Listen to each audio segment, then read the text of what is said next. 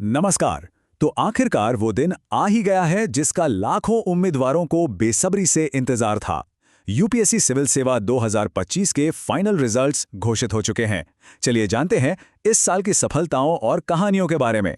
महीनों की जबरदस्त मेहनत, वो टेंशन और अब finally union public service commission ने रिजल्ट्स जारी कर दिए हैं। ये लाखों उम्मीदवारों के लिए एक टर्निंग पॉइंट है। तो सवाल ये है कि इस साल बाजी किसने मारी? और इस साल के टॉपर हैं अनुज अग्निहोत्री, जिन्होंने ऑल इंडिया रैंक 1 हासिल की है। ये एक बहुत ही बड़ी उपलब्धि है जो सालों की कड़ी मेहनत और डिसिप्लिन का नतीजा है।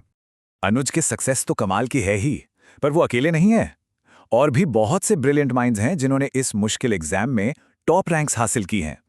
चलिए मिलते हैं टॉप अचीवर्स से। तो ये हैं हमारे टॉप 3।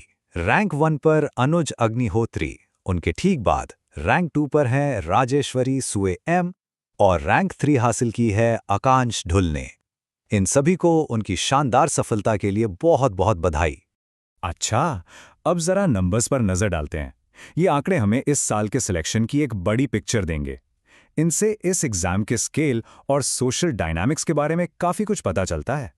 इस साल कुल मिलाकर 958 कैंडिडेट्स को भारत की प्रतिष्ठित सिविल सर्विसेज में अपॉइंटमेंट के लिए रिकमेंड किया गया है। यही वो लोग हैं जो आने वाले समय में देश की ब्यूरोक्रेसी को लीड करेंगे।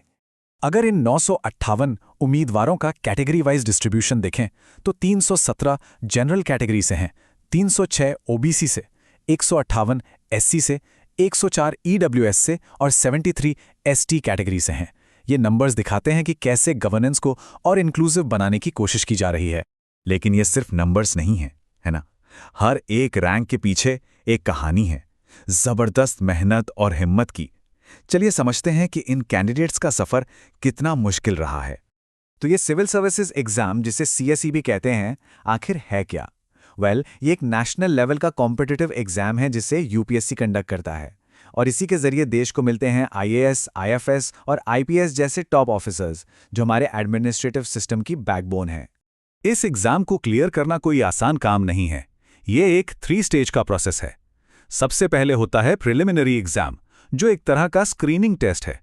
जो इसे क्लियर करते हैं वो पहुंचते हैं मेन एग्जामिनेशन में, जहां नॉलेज की डीप अंडरस्टैंडिंग परखी जाती है।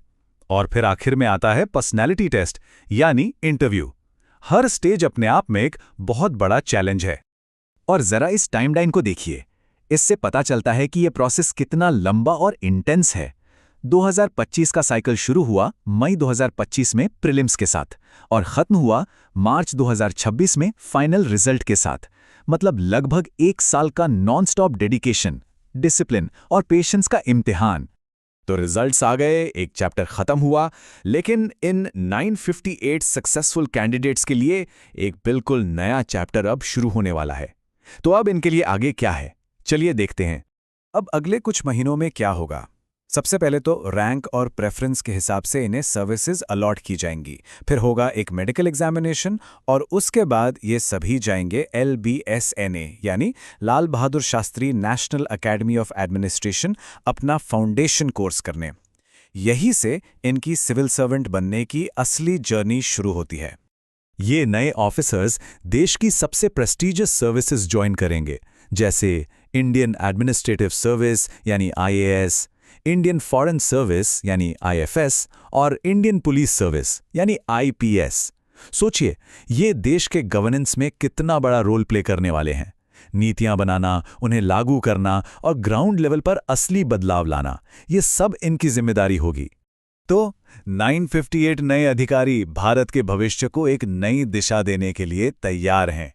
अब सवाल ये है कि हमारे देश के सामने जो बड़ी बड़ी चुनौतियां हैं, उनका सामना ये कैसे करेंगे और ये अपने साथ क्या नए अवसर लेकर आएंगे? इसका जवाब तो खैर वक्त ही देगा, पर यह देखना वाकई दिलचस्प होगा।